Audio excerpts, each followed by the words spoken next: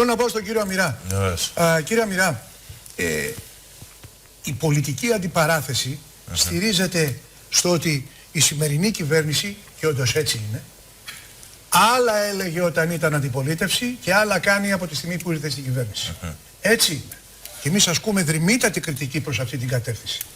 Αλλά όμως, από την άλλη πλευρά, εγώ θέλω να ακούσω επάνω σε συγκεκριμένα ζητήματα προτάσεις.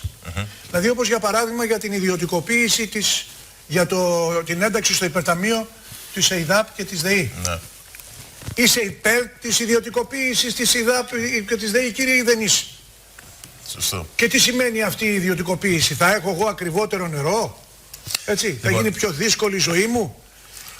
Τον κατηγορείς γιατί πρώτα έλεγε όχι, δεν θα την ιδιωτικοποιήσω και τώρα την ιδιωτικοποιεί? Ή δίνει τη δυνατότητα κάποια στιγμή να ιδιωτικοποιηθεί?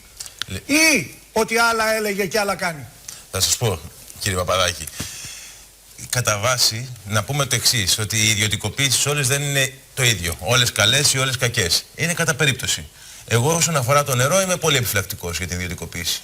Διότι όλες οι ευρωπαϊκές χώρες που είχαν ιδιωτικοποιήσει τα νερά έκαναν πίσω. Και τα επαναγοράζουν τα κράτη με δημόσιο χρήμα, γιατί είδαν και η ποιότητα νερού έπεσε και αυξήθηκε η τιμή. Άρα, στο νερό εγώ είμαι κάθετος. Εγώ δεν θέλω ιδιωτικοποίηση στο νερό. Όμως, κύριε Παπαδάκη. Αν μπαίνει θέμα λαϊκής κυριαρχίας, αυτή την έχουμε χάσει από το πρώτο μνημόνιο. Ποια λαϊκή κυριαρχία τώρα? Την έχουμε χάσει από το πρώτο μνημόνιο.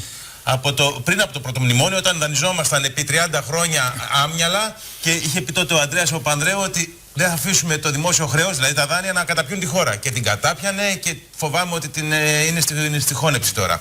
Λοιπόν, αλλά το πρόβλημα, ξέρετε ποιο είναι με το πολιτικό σύστημα? Και το είδα αυτό χθες στις ομιλίες εκεί των πολιτικών αρχηγών για την παιδεία. Ότι η μισή είναι ναι σε όλα, τυφλά.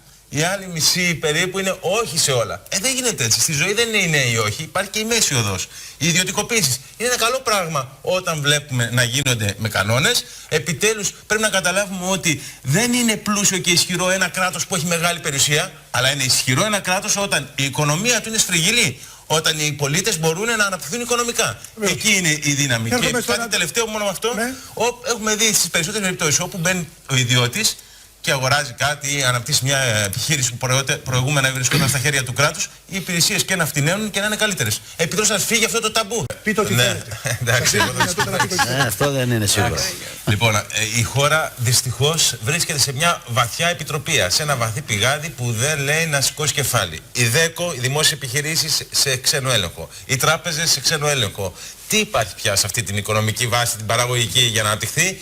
Και ακούστε, πίνουμε το καφεδάκι μας πιο ακριβά από πριν από 3 μήνες, 4. Γιατί εφαρμόζεται ο νόμος 4389 και θα έχετε παρατηρήσει όλοι, φαντάζομαι και ελπίζω, ότι πια είναι πολύ της πέρασης οι συσκευασμένες κάψουλες. Το βλέπετε αυτό που πουλάνε και τις συσκευές? Διότι ο εισαγόμενος είναι πιο φθηνός και τα καφεκοπτεία δυστυχώς αναστενάζουν και σας το λέω, δηλαδή τι να λέμε τώρα για μεγάλες κουβέντες. Εδώ και ο καφές ακρίβεινε για όλους όσοι πίνουν καφέ και τα καφεκοπτεία κλείνουν όχι μόνο στην Αθήνα αλλά σε υπόλοιπη την Ελλάδα. Όταν λοιπόν θα ελευθερωθεί ο καφές θα ελευθερωθεί και η χώρα. Εγώ αυτό πιστεύω.